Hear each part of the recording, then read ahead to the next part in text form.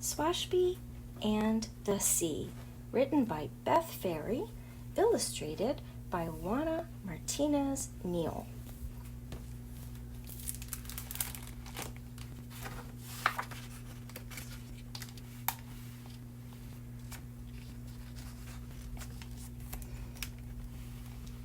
Captain Swashby loved the sea. The sea and he had been friends for a long, long time.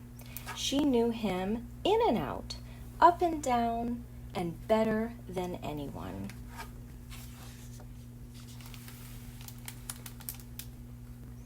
So when Swashby retired, it was to a small house on a small beach as close to the sea as he could be.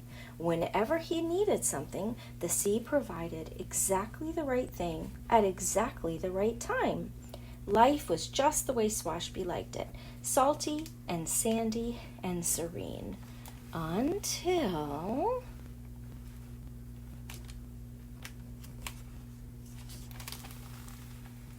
Squeaks and squeals sprang from the empty house next door, which was no longer empty.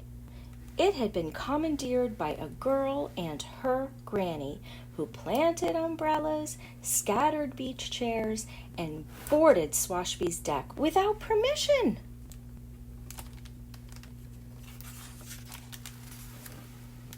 Swashby battened down the hatches, hid when the doorbell rang, and fed their oatmeal cookies to the gulls. He didn't need neighbors. He didn't want neighbors.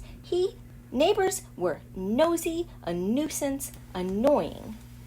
So in return, he left a message written clearly in the sand, "No trespassing," which the sea fiddled with just a little bit.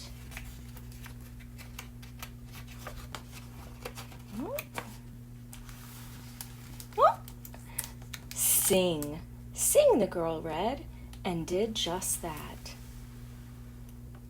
She sang every song she knew while dancing up and down Swashby's deck. "What now?" she asked. "Now vanish," Swashby wrote later that evening, adding a starfish exclamation point. And the sea fiddled just a little.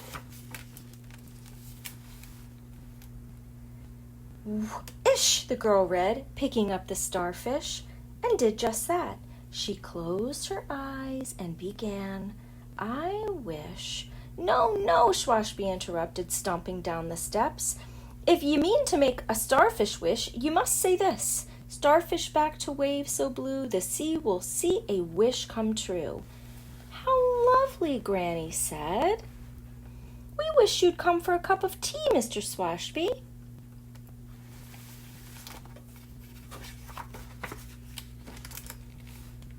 But Swashby wished to be left alone, so he grumbled and mumbled and hurried inside. He didn't need tea.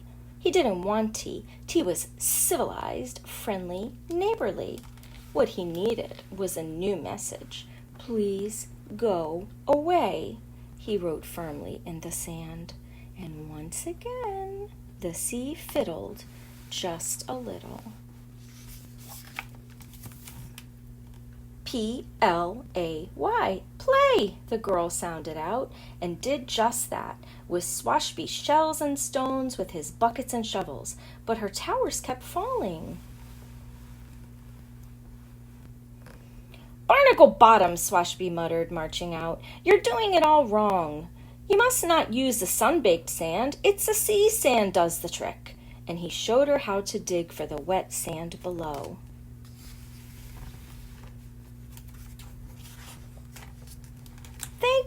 But Swashby was gone. Before long, amazing sculptures decorated the beach. "It's the clamshells ye be usin'," Swashby called from inside. "Come play, Mr. Swashby," the girl called back. "Swashbys don't play," he answered, banging the shutters.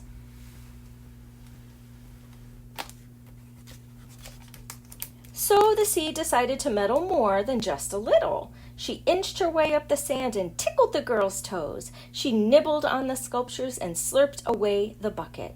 The girl tried to grab it, but "Look at me," the girl called. "Look at her," Granny gasped. gasped. "Oh dear, look at her!" Granny hurried to the water's edge, but Swashby was already there.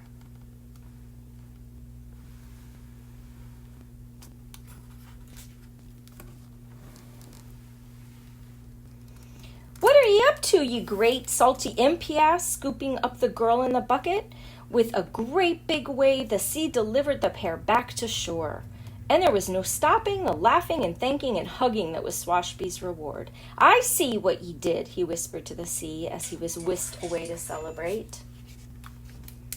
After that, it was easy for Swashby to have tea with the girl and her granny, and ice cream, and lobster, and s'mores on the beach. It was even easy for him to see that neighbors could be fun and friends and family.